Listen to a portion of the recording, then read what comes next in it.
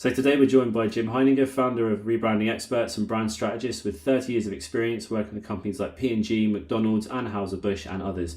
Great to have you on the Unified Brand podcast, Jim. It'd be good to learn a little bit more about what yourself and what you do.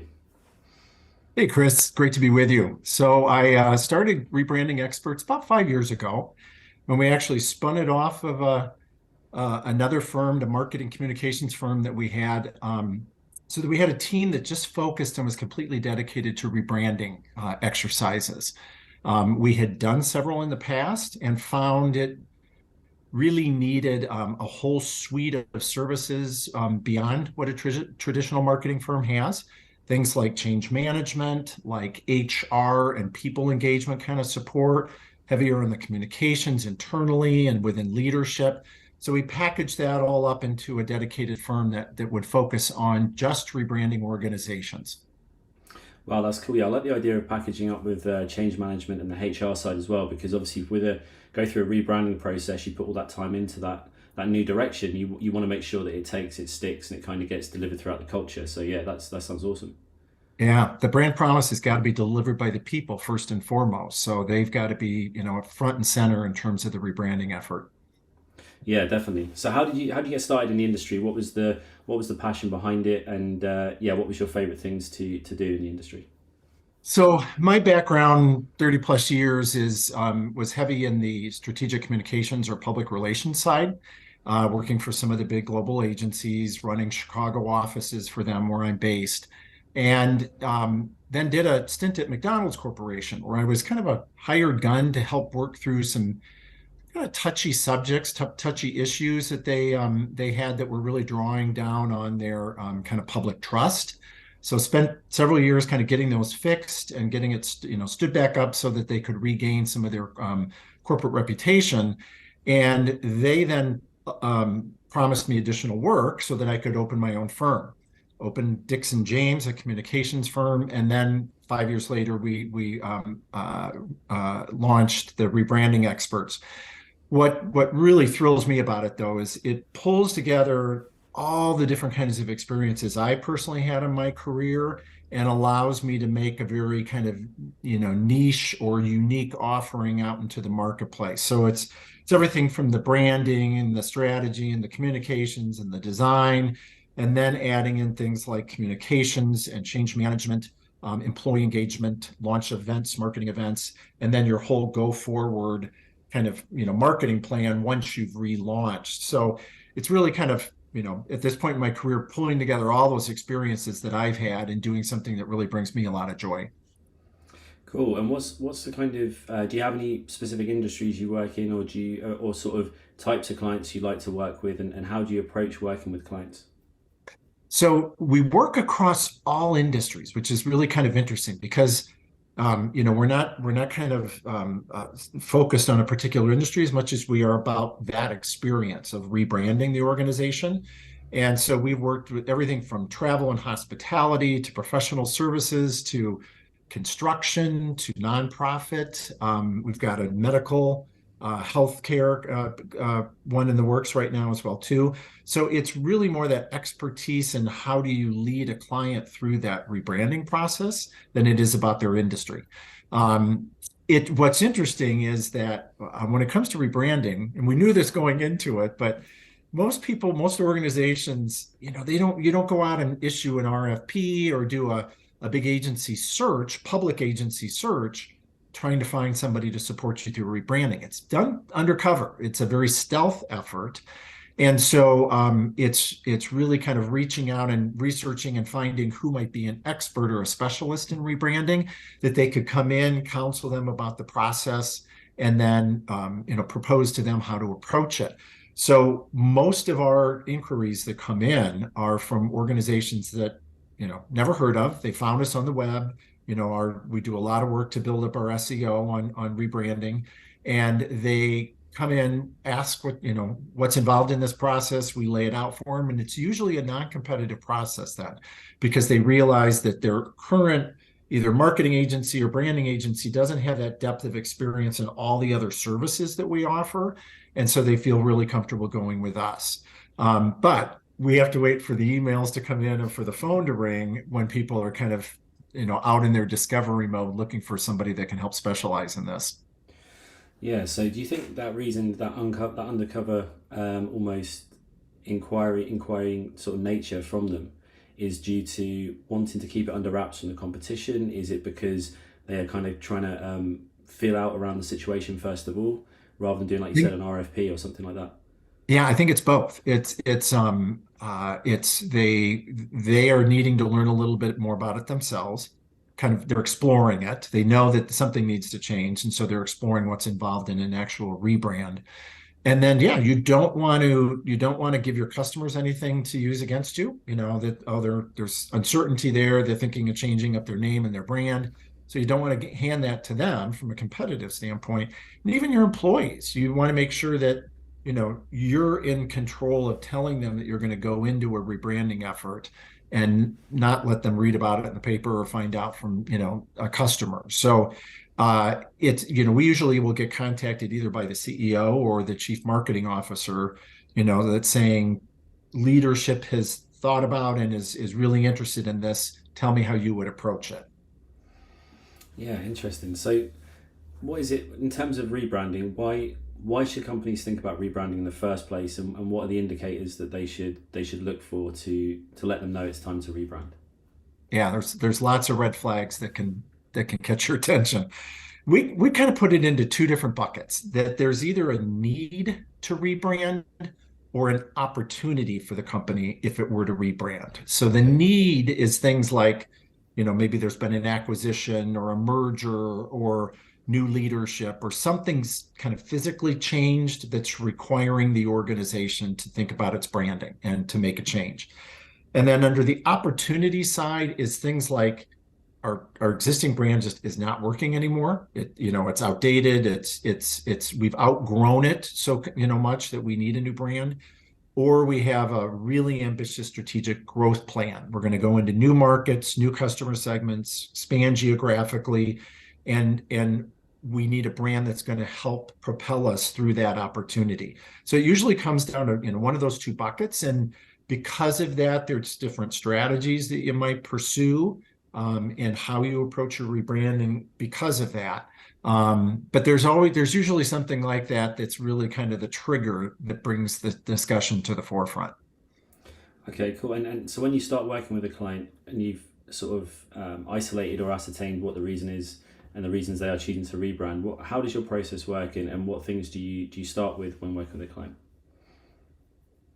So we've developed a pretty good playbook to lead through this whole process, kind of end to end. And the first of it, the assessment stage, the whole initial stage, is really making sure that leadership understands what a brand is, what their current brand is, and what are the equities of that brand that they want to kind of pull forward, the things they want to keep and the things they want to jettison. And then understanding what the customer base thinks of them, what the public thinks of them, or whatever industry that they're in. How is that brand perceived? What is the sentiment of that brand? We often find, especially if it's a smaller or mid-sized business, we have to spend a good amount of time first making sure they're comfortable with what a brand is. Because if we're going to be standing up an entirely new brand, which is the second phase in this process, we want to understand the depth that we're going to go into, and the whole idea of the customer promise and the personality of the brand and the voice of the brand and what does it mean to customers and so forth, and how do you live it as an employee. If you don't understand what a brand is, that's going to be meaningless to you. So we do a lot of education, a lot of workshops up front, really kind of getting the leadership team understanding and aligned and in support of what a brand can do for them. So then they're much more eager to hear the new proposed brand when we lay it out in front of them. And you find yourself getting a lot more traction then, because they're ready to embrace it, as opposed to be questioning, well, why do we need this thing in the first place? That's really interesting because, yeah, I've definitely experienced with some of the projects we've worked on where it's almost what you're saying is you're almost priming kind of a situation. You're helping someone to move up to a place where they're ready for something, and there is that.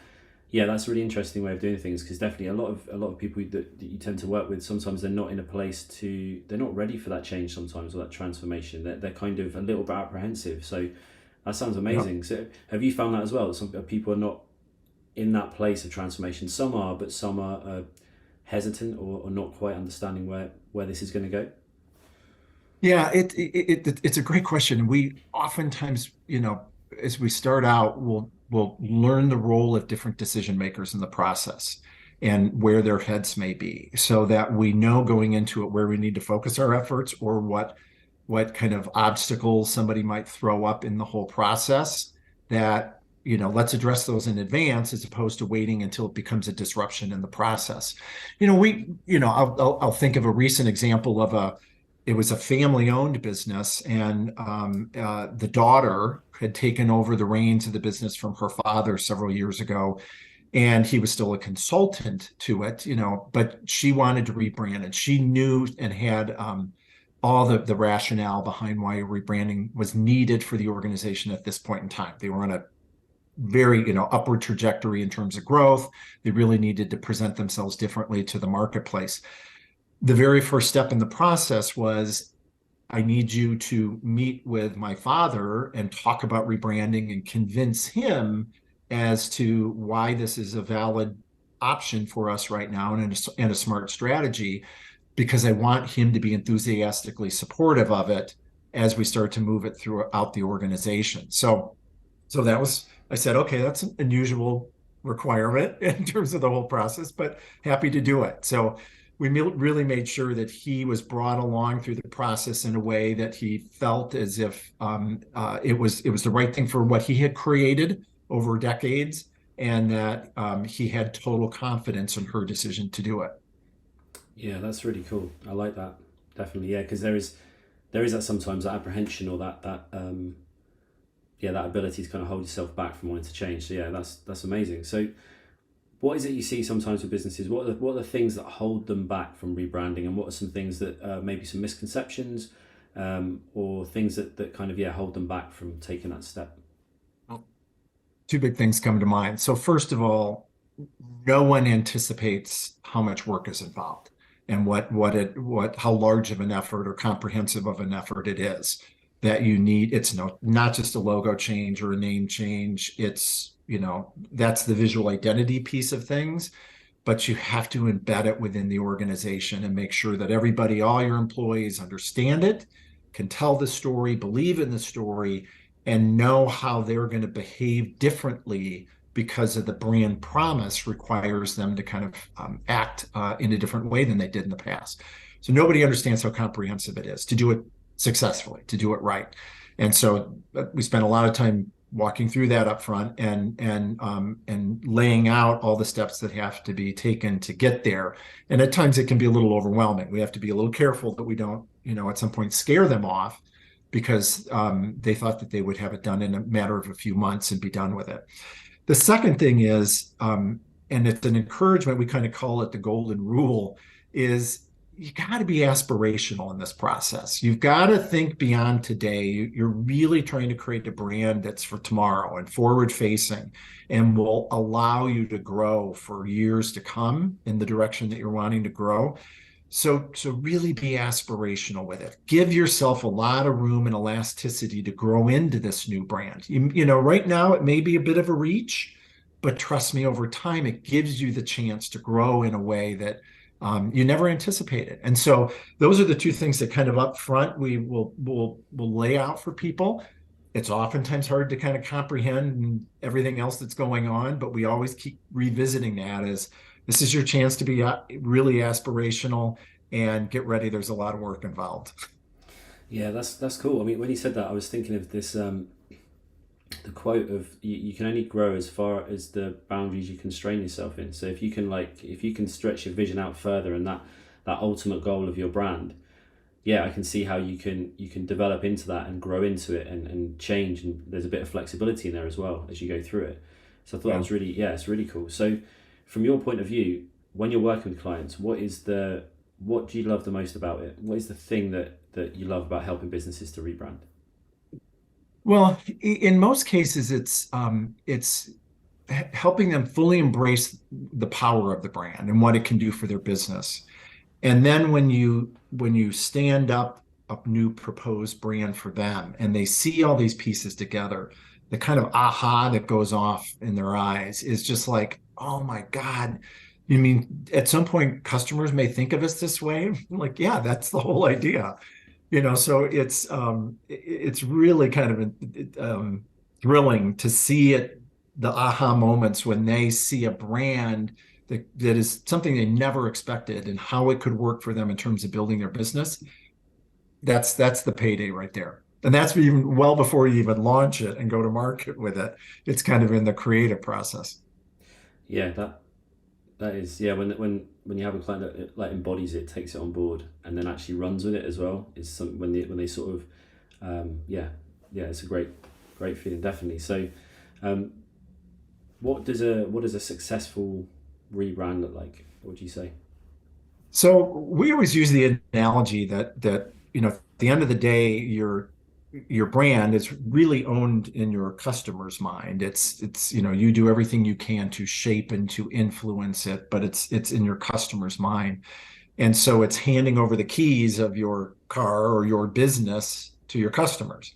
And the fact that they are the ones that are going to be making the decisions about your future and whether they're going to continue to give you their business or buy your products. Um, and so it's really trying to get the company to realize that, and that it's not about them, it's about what they can do to best serve the customer. And if you're able to stand up a new brand in a way that really kind of engages them in a way that they haven't or your competitors aren't, that's what success looks like. And it's really interesting when we just launched a rebrand of a player in the construction industry here in the United States, and to see them able to tell their story so much more clearly and powerfully because they now have this framework with which to use to do it. It just makes me feel great. I watch them every day on the social media. I'm watching their posts going, you got it. You're taking advantage of the new brand that you've created. Yeah, yeah, that is amazing. So like, have you seen any? So recently, obviously, have you seen any brands that have really managed to do this in a way that you would sort of celebrate and lift up in terms of how they've handled a rebrand, managed that change management, and kept everything aligned? There's a major rebrand that took place in the U.S. Late in the fall, and it was one of the Blue Cross Blue Shield healthcare insurance providers, which are big players here. And this one was called Anthem, and it serves a portion of the country. And they really wanted to move from a healthcare provider or health insurance provider to a kind of lifetime partner in your good health. And so they reintroduced themselves as Elevance Health, and it was Elevate and Advance combined into Elevance Health. So coined a new name, a new term, and launched it. And the CMO was just interviewed by the Wall Street Journal and talked about how what was so critical to the success was making sure that everyone internally understood and was on the same playbook when it came to launching this. Because if you launch this in a public way and in a marketing way, and then the customer experience doesn't match it because the people that you talk to on the phone or sell you the products or whatever aren't delivering the same kind of brand or same feeling, it would crumble. It wouldn't work. And so they spent the appropriate amount of time making sure that their thousands of employees were ready to go before launch day, so that then it could really get maximum impact in the marketplace. So I think that was a really good example, and one that I was, we certainly didn't help with, but was proud as the way they approached it because they did it right. That's cool. So in terms of that change management, what are some things that you do when you're approaching that, and how do you help them to embed that sort of communication across the company? Because it sounds like it's a big job, and it's not something that you can do in a one-off. It has to be over time, and takes a bit of effort to do that. Yeah. So it begins with, what is the new customer experience? What is the new customer experience journey that you're striving for? And you design back from that what you need to do internally to be able to deliver upon that. So that's where the change management assessment comes in. What kind of impact is it going to have on our organization? What new training do we need for our employees? Do roles change because of this? Oftentimes with the rebranding, there's a technology introduction as well. And oftentimes that means a realignment of roles for people internally because technology's taken over a piece of the customer experience or something. So there's changes internally that need to take place. And those often have a cultural impact as well too. So you need to kind of, assess the culture, make sure that the culture is going to support the new brand experience that you're going to be delivering. And then you build it all back up in a way that makes sure that you've gone through the change process prior to launching the new brand. And we always will say too, I just wrote a story for Forbes on this, is there's got to be some significant beef in your rebranding. It's not just a logo change. It's not a name change. There has to be something that's rolled up into it that demonstrates what this new promise is you're making to customers. So it's service changes, products, something in the way that you do your business has to be rolled up into this to make it truly meaningful. And so that's what all that change management process is in advance of the launch, is to make sure that you are going to deliver on what that new promise is. And the pieces start to come in together for clients when they start to see it and you're like, oh, okay, I get it now. If we're not just going to go out and say we're this, we're actually going to be this and deliver something different for clients that makes this rebranding really come to life in a unique way. One of the other things too, kind of in that change management bucket, is we work closely with the HR team internally, because the brand has to be, woven throughout the whole HR process. So everything from how they recruit new employees and what they tell the new employees, the promises of the organization and why you want to come work for us, to onboarding them and making sure they're trained behind the new brand. Performance management, if things have changed in terms of roles or expectations of employees, now that has to be addressed in the performance management process. Rewards, recognitions, to make sure that you're always keeping the brand in front of employees in terms of this is the way we're supposed to behave and perform. So getting it woven through that HR process is an important point. And you want to start the planning on all that before you launch as well, because you want that to materialize on launch day as well too. And so that's one thing that kind of surprises clients when they say, why are we doing all this now? It's because day one you want it to be different for your employees as well, and how they experience the company. Yeah, and it sounds like the whole process. I mean, it's a transformation of the business. It's a transformation of the sort of leadership team who've gone through the process of being. You talked about priming earlier on, but it's also a transformation for the whole workforce essentially. That they are changing at the same time. So it's a rebrand, but in the sense of when most people, like you said, think of a rebrand, they think of the visual identity, but it's a rebrand in as much as this is a real shift. We are actually changing the strategy of the company, the alignment of the company, and where it's going, and we're doing that on the ground, front line with the people involved. Yep. Sounds awesome. So I think from that, you talked about the beef, and I was really keen to dive into when you said the beef. I thought that sounds interesting. So is that similar to kind of almost identifying? You talk about beef in as much as you need to have a reason for the change and need to focus on that from almost like a standpoint of a villain or something that's pushing the change or forcing the change. Is that the idea you mean? Yeah. And so a couple of thoughts here. It's really important that you have crystallized why you're changing. If it's a merger or an acquisition, and that's a little bit easier for people to understand, that you need to come up with a new branding for the company. So that why we're rebranding has to be crystallized in a way that you can then weave that through everything that you're doing, because you have to tell your customers at some point, okay, we're going to be rebranding and here's why. And you need to get them excited about it so that when you then introduce them to the new name and the new promise and so forth, that they're already understanding why you're doing this, and then they can support it. If they're kind of trying to jumble that all together in their mind at the same time, makes it more difficult for them. So it's a process, I think, of making sure, making sure that there's substantive change within the organization, that when once you launch this new brand, customers are experiencing you differently than they did in the past. That's the true promise of it. And it gives you a chance to fix a lot of stuff that maybe you weren't doing very good, or that you kind of failed to, to deliver upon, a chance to clean a lot of that up and get rid of old behaviors or old customs or things that are dragging you down, and embrace the new things that are going to propel you forward. It reminds me of that Gap story when they rebranded, and they rebranded, didn't tell anyone. It was kind of an overnight thing, and then their customer base. Some people were even walking past the store from a visual point of view because they weren't ready for it. They didn't realize it was coming, and yeah, the sort of the rollback on that had to happen because they hadn't, like you said, laid the pathway. Almost that idea of, I don't know why it's come to my head because I'm quite a visual person, but yellow brick road kind of thing. It's almost like laying that pathway to the, yeah, yeah. Well, It's I've just been reading interesting. about this parcel delivery company in the UK. Is it Every?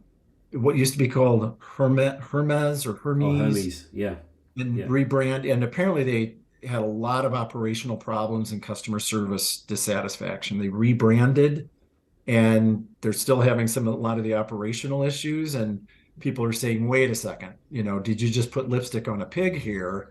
You didn't use this as the opportunity to change and be better, because now you just carried forward all those bad associations that we already had of the brand. Yeah, there was that. Yeah, that's interesting. There was the Royal Mail as well. Did one, and they changed. I can't remember what the name they changed it to, but it was back. It's probably about 10, 15 years ago. Royal Mail in the UK has kind of been established for decades, and it was something that helped during conflicts and things and that kind of stuff, and has been a stalwart in people's lives for many years. And they decided just one day just to change the name and change everything of it, and people felt disillusioned. And you had people that had used the brand for a long time, and they had to roll it back because it just Oh, people were just completely yeah, taken aback by it. So that's not good. no, not at all. So on that sort of vein, what are some other challenges that you see with rebranding, or some things that are worth thinking about before you make that decision? So, um, and we will go through a process where we kind of get the client to understand what the costs are going to be associated with this. And we actually will do a budgeting workshop up front, because there's so many costs that are associated with it that they're not anticipating. If they have a lot of things like, uniforms for employees, or signage, or trucks with, their name on the side, or, facilities across the country, there's a huge cost associated with updating signage and brand name across all those different properties. So we'll say, let's sit down and make sure that you have a really clear picture of what's going to be required to do this before we get too far down the process, because I don't want them to get excited about it and then it suddenly become a bad taste in their mouth, or a negative, because, well, this is turning out to be much more expensive than I thought. So we learned that kind of early on as we stood up the agency, is oftentimes that's the responsibility of someone internally, but let's go ahead and suggest it. Let's go ahead and facilitate that budgeting process, just to make sure that they're fully aware of what's going to be involved. Yeah, yeah, that must be. And it's a good step to get done early, I guess, because you can already a kind of, you're laying everything on the table. Everyone knows where they stand and they know what the journey is going to look like. That kind of, that sort of Right. the journey they've got to take ahead of themselves. So from that, how can rebranding grow your business? What are the things that it does for your business? What are the positive aspects of that? And I'm gonna refer to even research that Hanover did, about what business executives thought of rebranding, and it's, 80 to 78% of them said it has a positive impact on their company. 81% of them said it generated a positive return on the investment. So those are pretty good right from the very start. Yeah, But it's things like, it enabled them to optimize their customer satisfaction, which is pretty good, optimize brand messaging, and improve market share. So that's what leaders kind of carry the responsibility for in their businesses every day, is growing. And this, something like rebranding in the right situation, can be a real jetpack kind of for success in terms of helping people to rebrand, or helping people to grow. yeah, those stats are awesome, and I guess it is that. Um, it's the transformation across all those levels that really does kickstart and jetpack. Like you said, if you get that right, it really does launch that business, not just from the marketing perspective, but on sales, and then you've got operations, product development. All these areas are going to flourish because they've got that. You mentioned it earlier on. I always talk about this idea of you can't think outside of a box if you haven't created the box. It's kind of creating the box to kind of, then you can develop upon it and innovate and improve automation and things like that. So I think that's awesome. So on the communication side, if we shift to that for a second, how do you sort of begin thinking about communicating a new brand, and what are the things that you look to hook onto or develop when you're thinking about that communication side of things?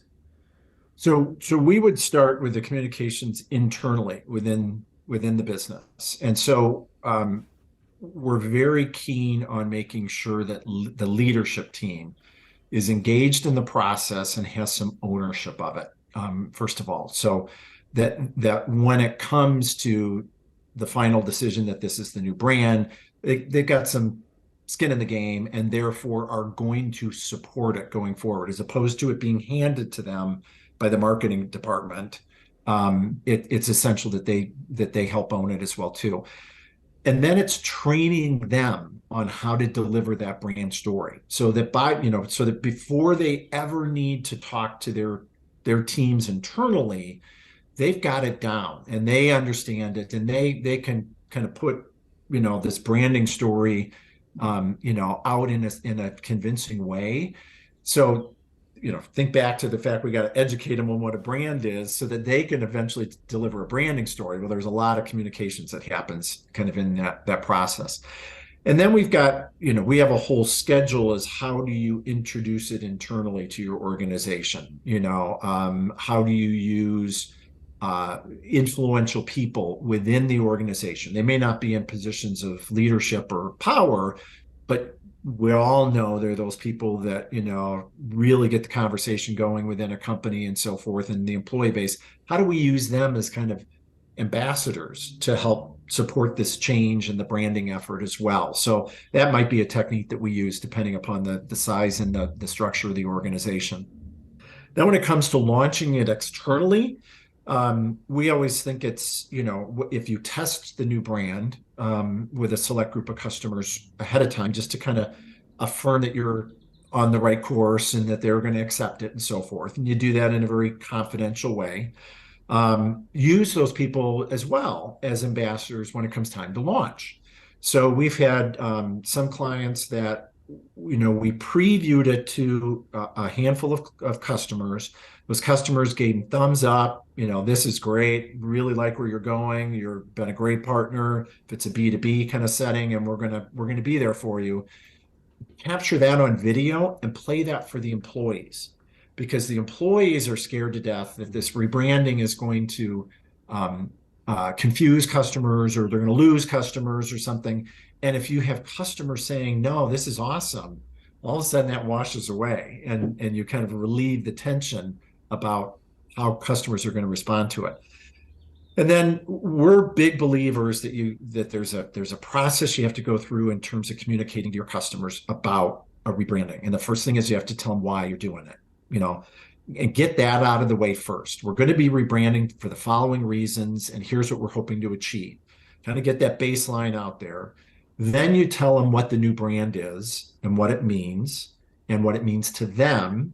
And you got to make sure that they have a clear understanding if it's going to require anything different of them. So if it's a B2B setting and there's changes that the partners or customers need to do in their technology systems, in their relationship, whatever they do, let them know specifically what those changes are so that they can address it, and that your rebranding doesn't become a kind of pain in the side as time goes on because it's requiring them to suddenly catch up with you. That doesn't go over very well. And then keep the excitement going. Show support from, others that think it's a great idea. Take the newspaper stories and business reports and play them back to them to kind of show it's gaining support. Show pictures of your employees celebrating the launch of the new brand, and just have this wonderful chain of events over, a couple, 3-4 weeks that is a rolling thunder of momentum and enthusiasm about the new brand that works to make sure that they are not building up any kind of questions or doubt about it, that they kind of want to jump on that train as well then too. So we've got a very detailed process that we, lay out for for our clients. Is this is how you're going to communicate it to customers. And it's worked pretty well. It's worked pretty well. Yeah, that's awesome. I think it reminded me of what before I launched my own business. I was working in a company, and they went through a process of change, and I remember that process and all the things you're saying there, all the good positive things that didn't happen, and it was a process of there was a lot of people who were stuck with the traditions and the old brand. They kind of held on to it. They wanted to cling to it as the change happened, but they didn't want to do the change. They didn't want to change anything at all. And they didn't know why we were changing. They didn't know what we were changing about. And it was it went through this process, and it was one of the reasons that actually spurred me on to then developing the business, was because of that realization and the confusion it caused internally post that as well, between the different departments and how they interacted. It was really confusing, and not great. Yeah. And then, that's kind of the fundamentals of change management. Is, it's a journey that people have to go through. And all the experts in change management will say, until you cross this bridge, people are going to go back. They're going to revert back. And so you want to make sure that you lead them through this journey so that they are at a point where they feel good about it. People don't like change, they don't. And one of the biggest obstacles to a successful rebrand, and this is a study we did about 5-6 years ago, it's all the internal obstacles. It's getting departments to work together. It's creating the culture to support the new brand. It's all those things that you don't think about when it comes to rebranding, because you think about the external piece of it all. It's got to be built on a really strong internal foundation. So we make sure that they, that leaders know and support the rebrand, that they can then share it with their department heads or whatever, and that it works its way down through the organization in terms of this feeling of support, that employees feel engaged in it and know how to answer questions that people may ask, so that they feel confident and part of the team, and that they're not going to look stupid when this rebranding takes place. So it's a lot of that kind of internal structure and building to make it successful, that most companies don't realize when they go into this whole thing. They just think of it as, put a new logo on this. Oh, we got a new name. We'll move forward. No, this is a chance to transform your business and set it up for success for years to come.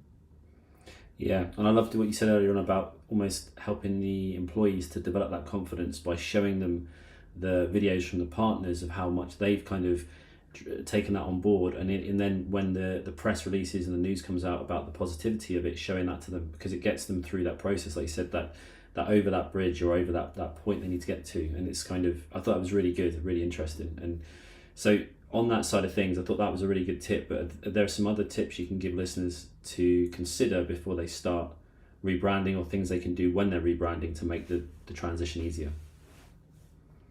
So we will recommend that an organization that's stepping into this process, that's still kind of forming up whether they're going to do it, is to create a business case for rebranding. And we've got a template of 10 different things that we say, this is the information you need to pull together to lay out the rationale for rebranding and the cost of not rebranding, which a lot of folks don't think about. If you were to continue with the same brand and it was too limiting and it didn't allow you to grow, and customers were confused as to why you were introducing these products or growing in these markets, that's not a good thing. So what's the cost of that if you don't change this up and give yourself the opportunity to grow more deeply? So the business case is a big piece. And the second thing I would say is that you've got to have the leadership commitment behind it. You've got to have, don't hand it off to the marketing department to do. The leadership we make sure that the leadership owns the creation of the new brand. It's their input coming to us and us giving it back to them in a more cleverly packaged, nuanced, romanticized way. And they see exactly what it is that they gave us reflected in that. you got to have their involvement and buy-in in that whole process, because you don't want to get down the road and all of a sudden have somebody stick something in the spokes of the wheels trying to stop it because they don't like the way this is going. So, having them on board and having a good business case, I think, gets you off to a good start. Cool. And what do you think are some of the biggest misconceptions that you see going into those situations about rebranding or branding in general? Just as you go into those process, what are the big myths or misconceptions? Well, it's the understanding what a brand is. I think most companies are a little surprised when they see if they're not regularly seeing all their brand research pulled together in one place in terms of, what do the customers really think of us and what's the sentiment of our brand, so forth. And when they see that for the first time, it can be a little unsettling, that everything they thought was so good or so perfect might not be, or that you're not perceived in the way that you thought you were going to be. And that tends to be a little bit of a, kind of a pause and figure out, okay, now I underestimated what our reputation was doing for us, and let's figure out how we make it right. So that's one of those kind of sticking points that you oftentimes run into when you're getting leadership to kind of embrace a new brand. So how do you, because I guess that's from a customer research kind of piece, but where do you draw that from? What are the resources that you use to sort of almost tell that story internally, bring it to life? So we'll pull together all the existing or new kind of customer research and data and so forth. But we think it's really important to do interviews with key stakeholders, in-depth interviews where you really try to scratch below the surface and get to the heart of what it is that makes this company different. What's the fight that it's in for? If it only had one differentiating thing compared to competitors, what would that be?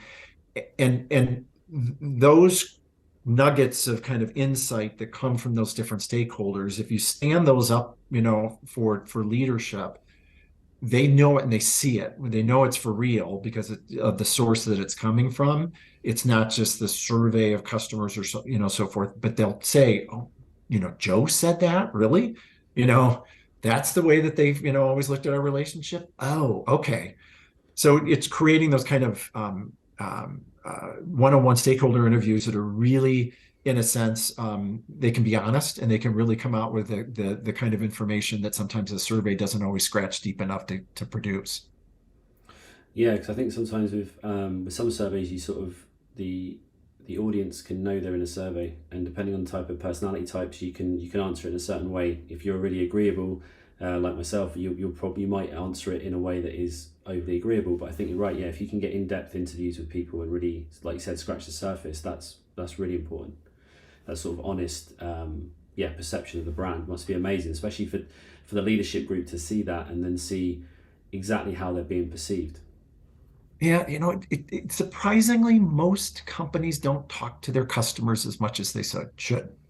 They really, they think they think that the sales is the mark of what their customers think of them, but they're not really diving in to ask, how does this product or service improve your life, improve what you do, make life easier for you?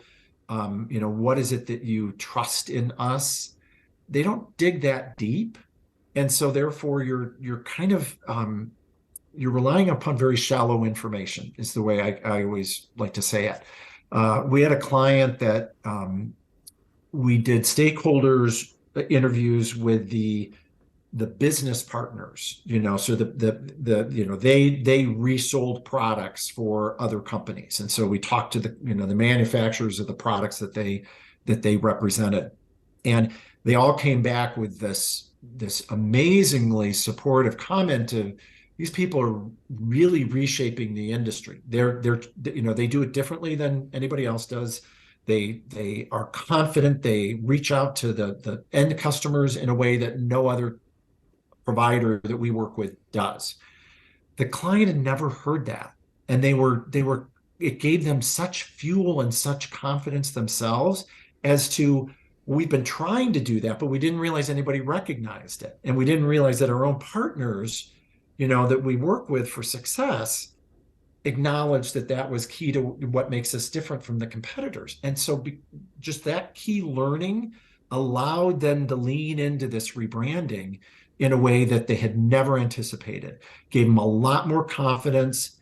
The whole idea of we're going to go out and reframe the discussion in our industry and we're going to change up the way, things are happening, a real kind of rebel personality just took off. And it was amazing to watch because it was gained from this confidence that their own partners, their own business partners said, yeah, these guys do it better than anybody. They really are trying to change the industry.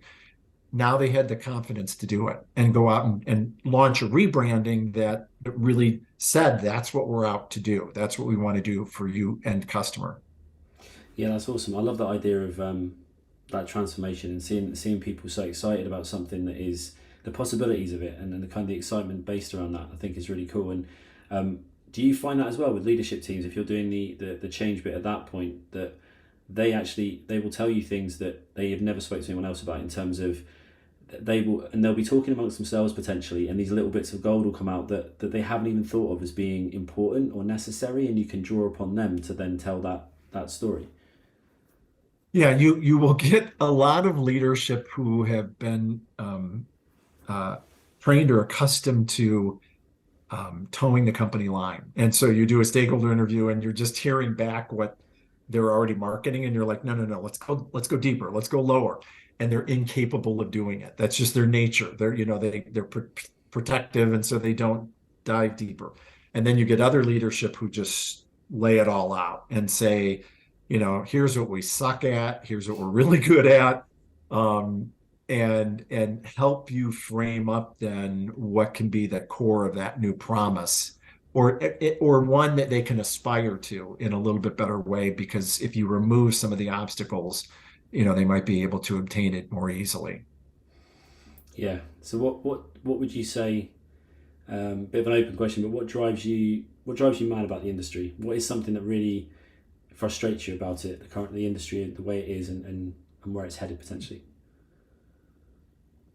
Where do I begin? No, just kidding. I think it's uh, there isn't probably as much education and leading um, through by the agencies as there could be. Hopefully you hear that we do a lot of guiding and educating, in the whole process, because we want to achieve an outcome that we know is there's a potential of. We're not trying to, you know, polish stuff up too much. We think it's honesty and transparency is extremely important. And that's what I think the industry always faces, is a little too much glitz and glamour and, kind of, you know, shining things up that to make them look like they're, better, stronger than they are, as opposed to being frank and candid about things. We always will say, if you're gonna rebrand, this is an amazing journey you're going to go on, that's for the next year, that's going to take you to the outcome of this whole thing. We want to be your Sherpas through the whole thing. We want to help you climb that mountain and get to the peak of it. And that's a lot of things besides just the creation of the new name and the new logo and the creative ideas and so forth. That's this literally hand holding and getting people up to the top of that mountain that they need to get. And I that's one of the reasons I started the firm, is because I realized that was essential. And I think there's a lot of firms that just don't know how to do that, or don't want to do that, don't have the capability to do it. And so you just give the client the shiny pieces, that get them all excited, but don't necessarily make sure that it's going to work the way it should. Yeah, I think one of the things that I've really taken away from this conversation is the fact that you really do care. It sounds like you really care about that journey. You care about the customer. You care about, obviously, which I think obviously agencies do, but in sometimes, like you said, they don't have the capabilities. They don't even maybe have the know-how or the experience to be able to do that in a way that would help that client to go through that journey. And like you said, it's just the shiny bit, the change in the, respray the car rather than checking the engine kind of thing. It's sort of Yeah, I like that. That's a good yeah. one.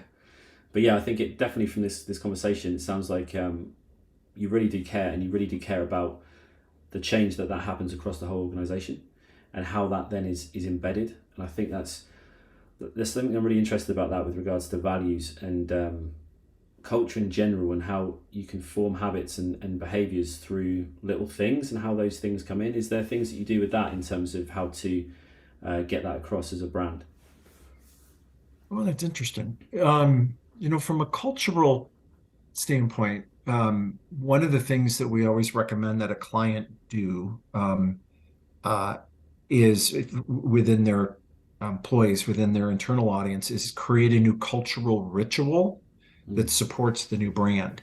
So something that the company does, employees do or say, or somehow is very, kind of visually represented, but there's an action associated with it too, that uh, reminds employees every single day we have to do something differently than we did before in order to meet the expectation that we're creating among customers.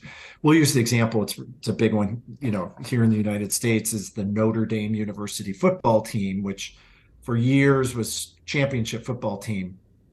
Their locker room, as the football players leave to go out to the field to play the game, there's a list above the doorway of the years that they won their national championships.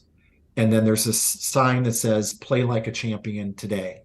And as the players run out to the field, they all slap the sign as an acknowledgement of that's what we need to do today. That's the responsibility I hold. Wearing these colors, wearing this uniform is to play like a champion that people expect us to be. Everybody knows the Notre Dame football team here. So that when you use that as an example, it really kind of crystallizes, create that kind of cultural ritual that is going to remind people on a daily basis to go out and do something different than what they would normally do, or that they've done in the past. So we ask, we'll help brainstorm what that could be, get their HR team to kind of build that into, their everyday work environment in a way that really reinforces all this work and effort that we've gone through to stand up a new brand. I love that. There's a book by a guy called Todd Harmon, called The Alter Ego Effect, and he talks about working with sports personalities and how they use like a totem, or like you said, like a I think just something that they do, like they'll rub their head with a towel before they go onto the basketball court, or they'll do certain things to engage that side. And I think that was really cool. That was really interesting how you do that, because that is reinforcing change essentially over time. Yep, exactly.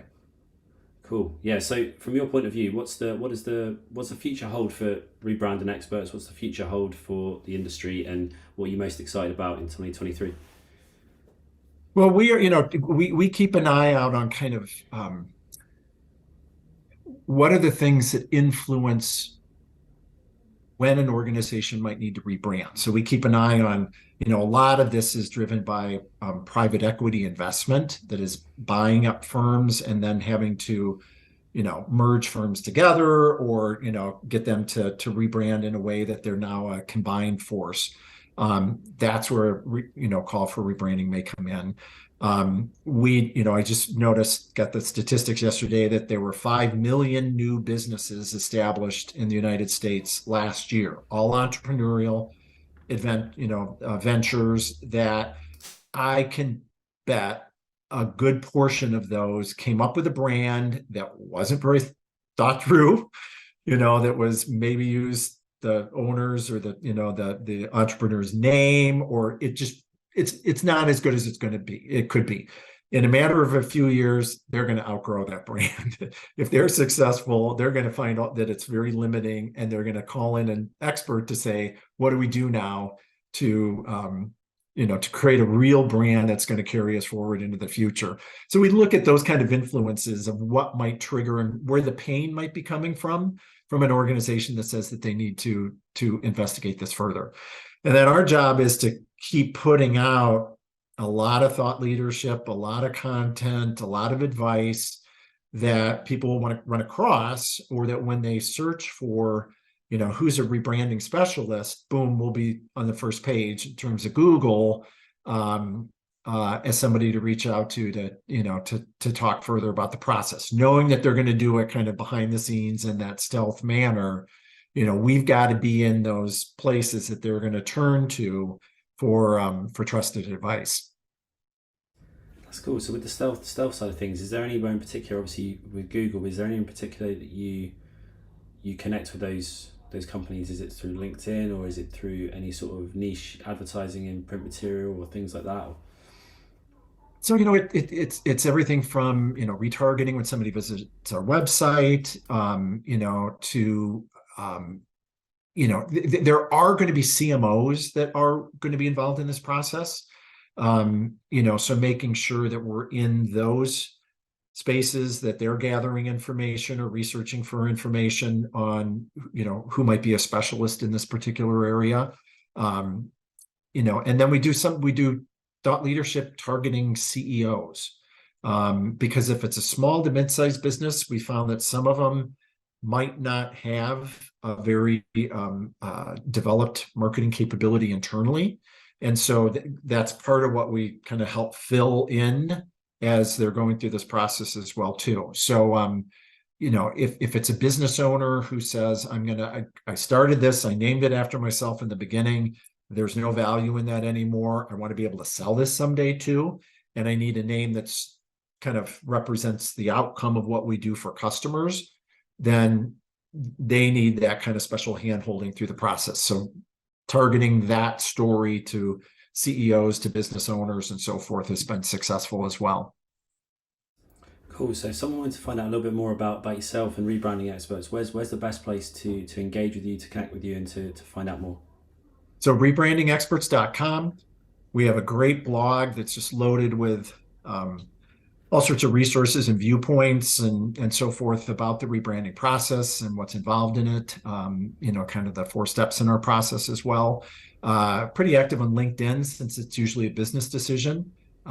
So you can find us at Rebranding Experts, or myself at Jim Heininger. And I write for Forbes on a regular basis, stories, kind of major trends, things that are happening in rebranding, and we post those back all on the website as well too. Cool, that's great. Well, I've really enjoyed today, and I've really enjoyed talking to you. And I think it was really great for you to come on the podcast, and I really appreciate it. So thanks very much. It'd be great to do this again. Thanks. I've enjoyed it, Chris.